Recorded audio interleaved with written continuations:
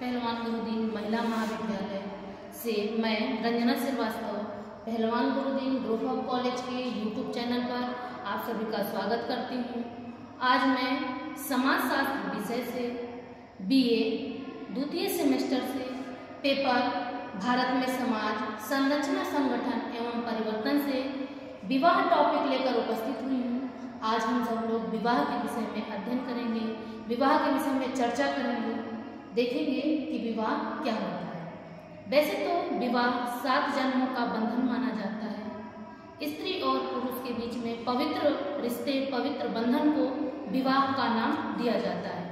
आइए देखते हैं विवाह का अर्थ क्या होता है। मानव सभ्यता के विकास में विवाह संस्था का योगदान सबसे अधिक रहा है। विवाह का शाब्दिक अर्थ वधू को वर के घर ले जाना।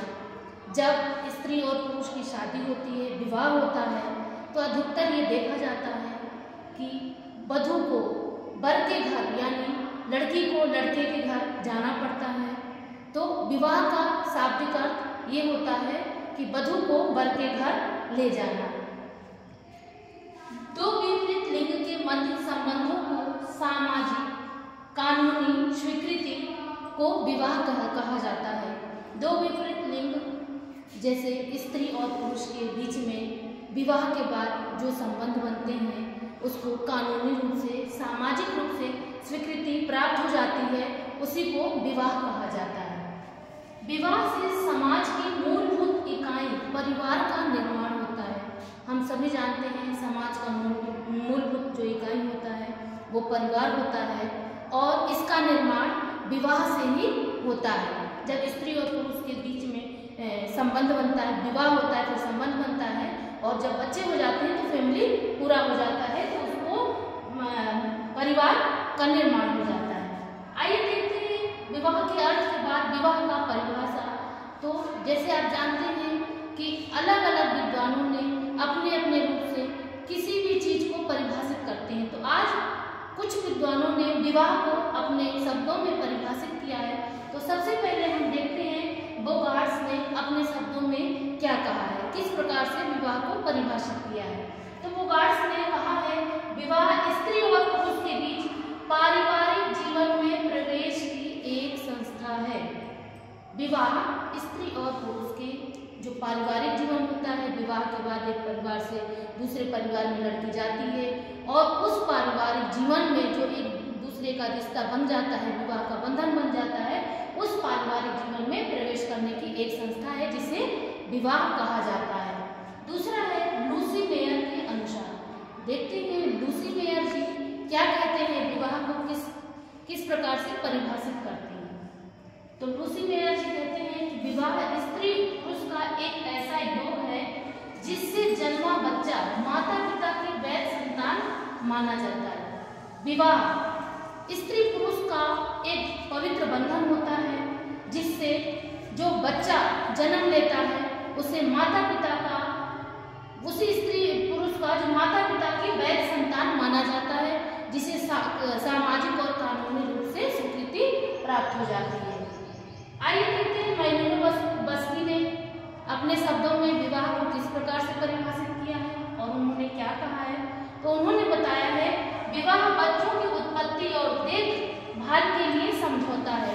विवाह के बाद बच्चे जो उत्पन्न होते हैं, बच्चे होते हैं, उनकी उत्पत्ति और देखभाल के लिए विवाह एक समझौता माना जाता है। विवाह का अर्थ और परिभाषा के बाद आइए देखते हैं विवाह के प्रकार।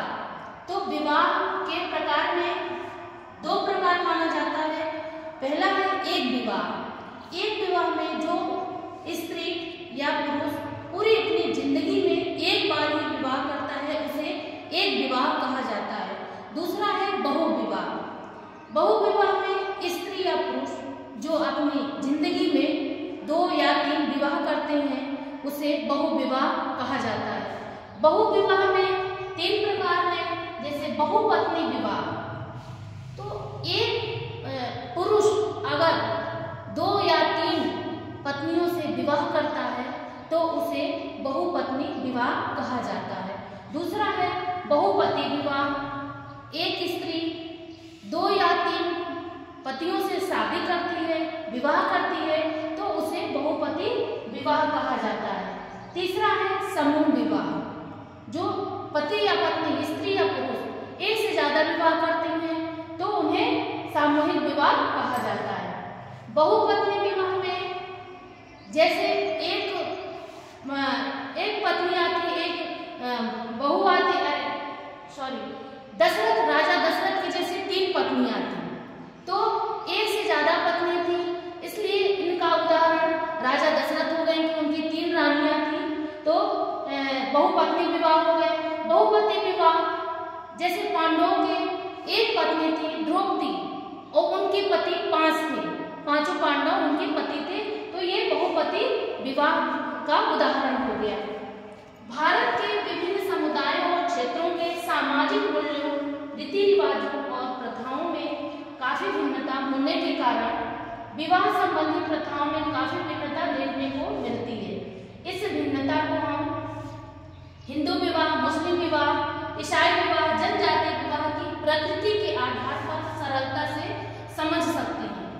तो हमारे देश में अनेक धर्म होता है, अनेक धर्मों में अलग अलग रीति रिवाज होती हैं, अलग अलग प्रथाएं होती हैं, और हर प्रथा, हर धर्म में अलग अलग रीति रिवाज से विवाह भी होता है।